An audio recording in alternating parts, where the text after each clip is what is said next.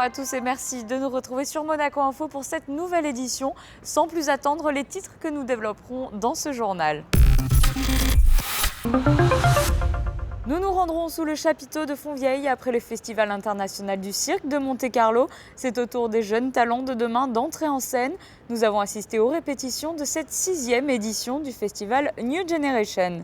C'est une opération intergénérationnelle. Le centre Speranza a souhaité réunir des jeunes de l'école Saint-Maur et ses résidents autour d'une liaison radio avec l'astronaute français Thomas Pesquet.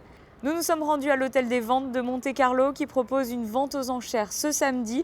Plus de 600 lots seront présentés au public. Et nous terminerons ce journal sur une note musicale avec les répétitions du concert La Cenerentola de Rossini, interprété par l'orchestre des musiciens du Prince, avec dans le rôle principal Cecilia Bartoli. Une courte pause et le chapiteau de Fontvieille retrouve une activité soutenue jusqu'à dimanche après le Festival international du cirque et ses clowns d'or, d'argent ou de bronze. Place aux jeunes artistes pleins d'avenir. Ils se produiront tout au long du week-end à l'occasion de la 6e édition de New Generation. Patricia Navarro a assisté aux répétitions. Nous avions quitté le chapiteau de Fontvieille sous une pluie de confettis, sous les applaudissements et avec un parterre d'artistes de haut niveau issus du monde du cirque. La piste a retrouvé un semblant de calme, un semblant seulement, puisque dans une semi-obscurité, des répétitions ont repris. Et cette fois, c'est la génération montante du cirque qui s'entraîne. Les 4 et 5 février, 3 représentations de New Generation seront données. Il y a une raison pourquoi on fait ça immédiatement après le grand festival.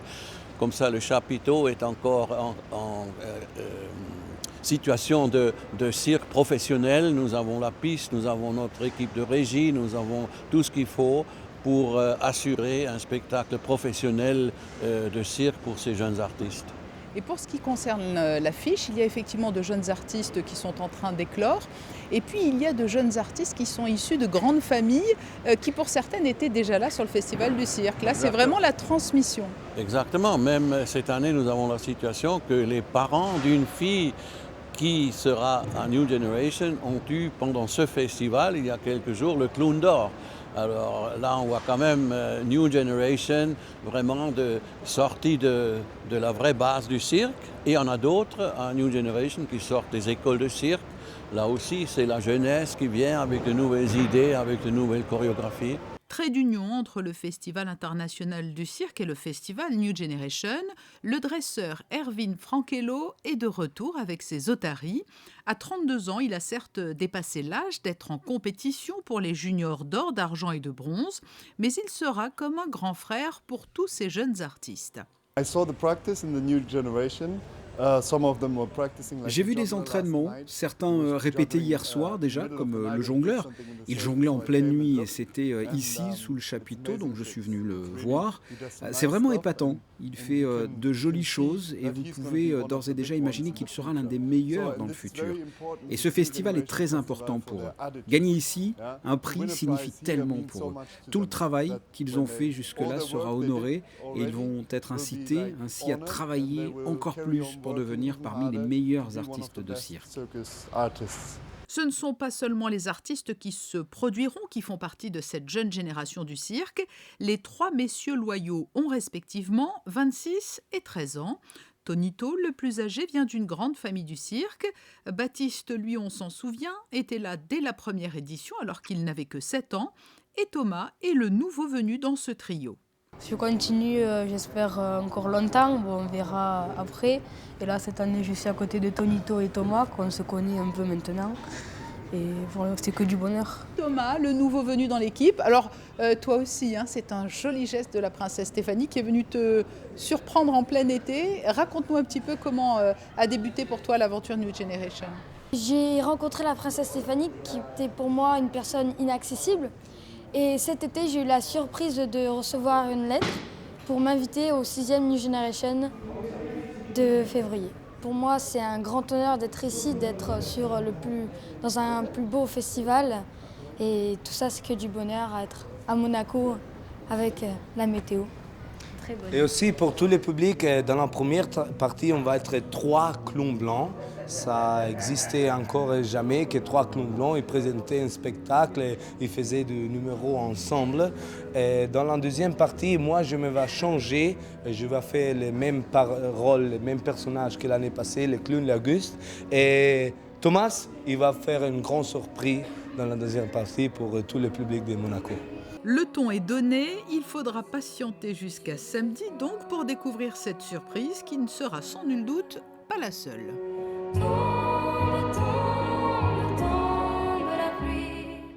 Après la féerie du cirque, je vous propose de nous rendre dans l'espace. L'astronaute français Thomas Pesquet répond en direct aux élèves du cours Saint-Maur et aux résidents du centre Speranza, un centre pour les personnes atteintes de la maladie d'Alzheimer.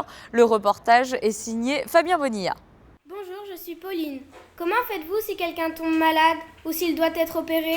Over.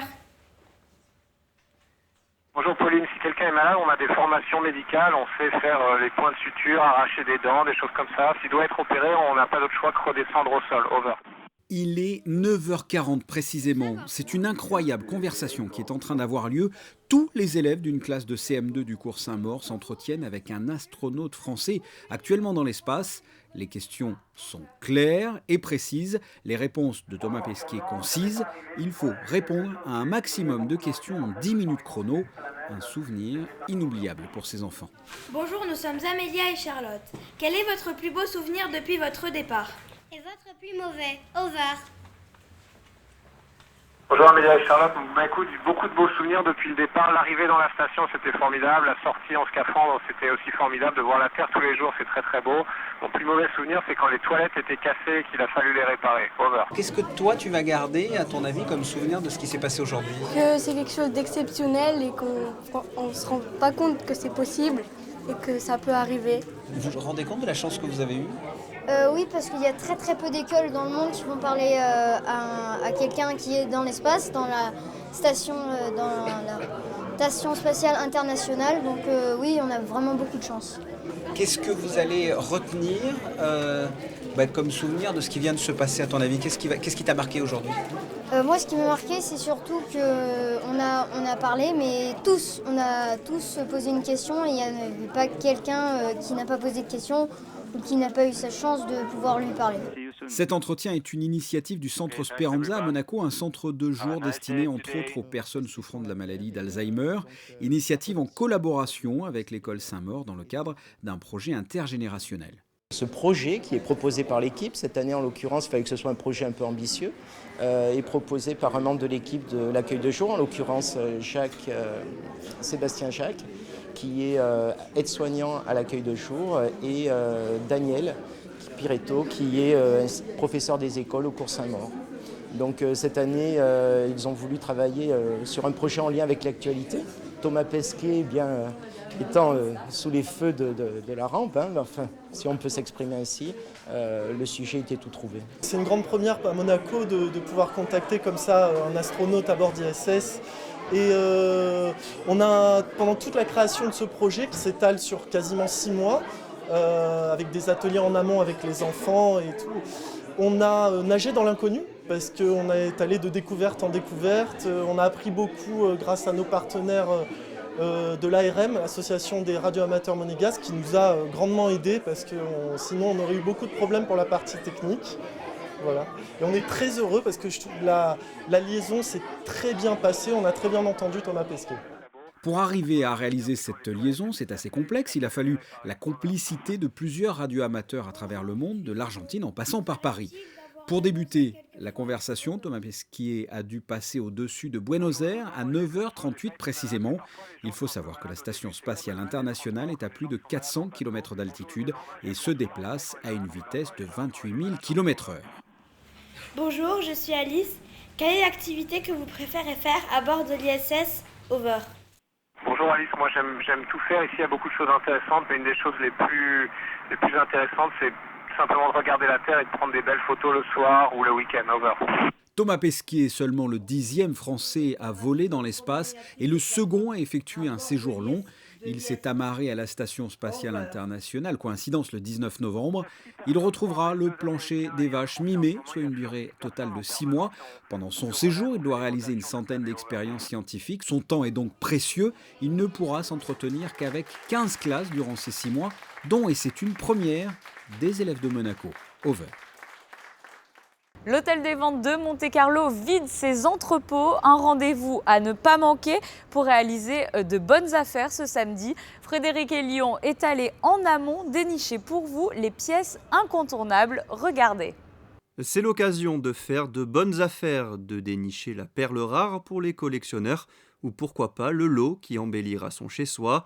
Samedi 4 février, HVMC vide ses entrepôts. 2 fois par an, l'hôtel des ventes de Monte-Carlo organise une gigantesque vente aux enchères publiques avec une multitude de lots pour les acheteurs potentiels. Nous allons dans tous les recoins et puis nous sortons tous les objets, parfois recalés, mais parfois aussi avec un passé d'invendus et de nouvelles affaires. Donc ça fait une somme assez importante d'objets, presque 800 objets.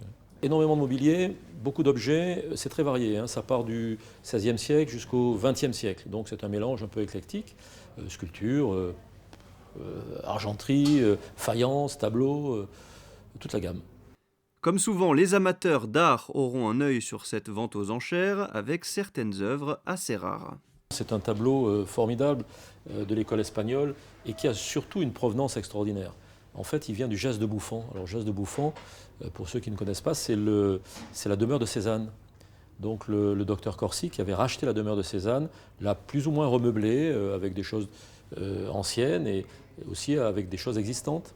Et on ne sait pas si ça vient du peintre ou pas, mais en tous les cas, c'était dans la demeure. Début de la vente aux enchères samedi matin, de 10h à 12h30 pour les lots 1 à 200, puis à partir de 14h30 du lot 201 jusqu'à la fin de la vente. Et en bref, dans le reste de l'actualité.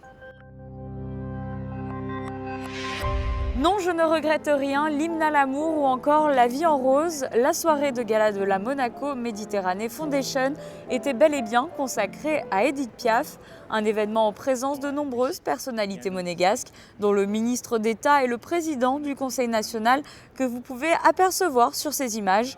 Le dîner était signé Benoît Witz, le chef étoilé du Vistamar, au chant Christelle Loury, dont je vous propose d'écouter un extrait.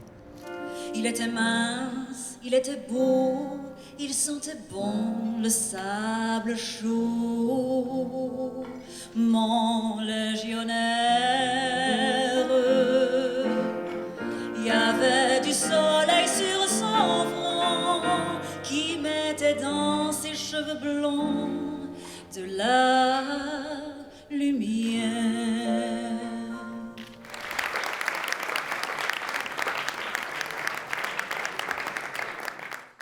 Autre registre musical, José Sacré a assisté aux répétitions de la Cenerentola de Rossini, à découvrir les 4 et 7 février au Grimaldi Forum, avec dans le rôle principal Cecilia Bartoli, accompagnée de l'orchestre des musiciens du Prince. Voyez son reportage.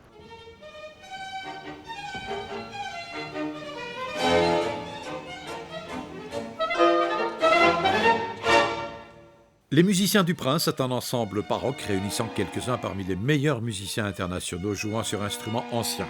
Fondé à Monaco en 2016 sur une idée de Cecilia Bartoli et Jean-Louis Grinda, grâce au soutien de son Altesse Sérénissime, le Prince Albert II, et de son Altesse Royale, la Princesse de Hanovre.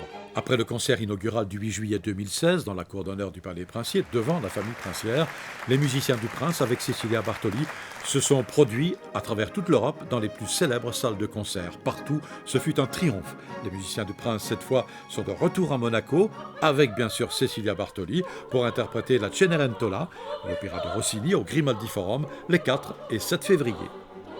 Cenerentola, c'est une opéra qui est vraiment l'opéra du crescendo rossiniano, c'est-à-dire il n'y a pas de moment de faiblesse dans l'opéra. Ça compte jusqu'à la fin, premier acte, deuxième acte, c'est vraiment ta comme ça jusqu'à la fin. Et je trouve que ça, c'est seulement en Rossini qu'on peut retrouver c'était cette sorte de, comment dire, de champagne, d'électricité, de légèreté. Et en même Champagne, temps, c'est bien.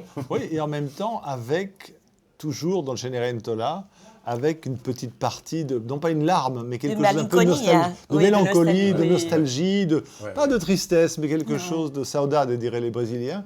C'est quelque chose qui est très difficile à trouver dans l'équilibre de la représentation. C'est vrai. Et je crois que là, c'est l'essence même du travail qui est fait ici, c'est d'avoir ce champagne, mais avec un tout petit peu de nostalgie derrière. Et c'est vrai que la distribution de l'énergie tout au long du spectacle est quelque chose c'est le secret de la réussite de cette Cenerentola.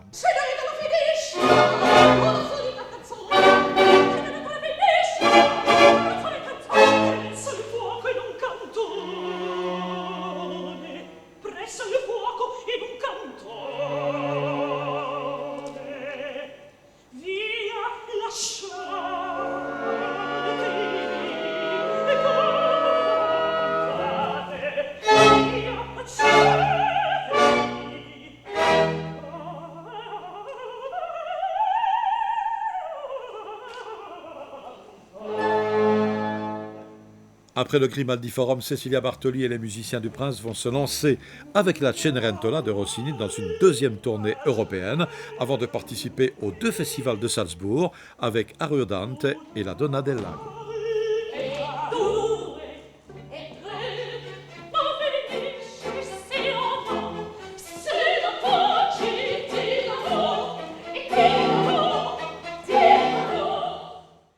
Voici pour l'essentiel de l'actualité en principauté. Quelles seront les prévisions météo de ces prochains jours ? Vendredi, le risque de pluie s'écartera quelque temps, quelques belles éclaircies au cours de la journée avant un retour de nuages menaçants en fin d'après-midi. Les températures seront clémentes, il fera 11 degrés dans la matinée et jusqu'à 16 degrés dans l'après-midi. Samedi, ciel largement couvert, risque de pluie, les températures resteront agréables pour la saison. Dimanche, pluie dans la nuit et ciel voilé au cours de la journée. Il fera 14 degrés au plus chaud de la journée.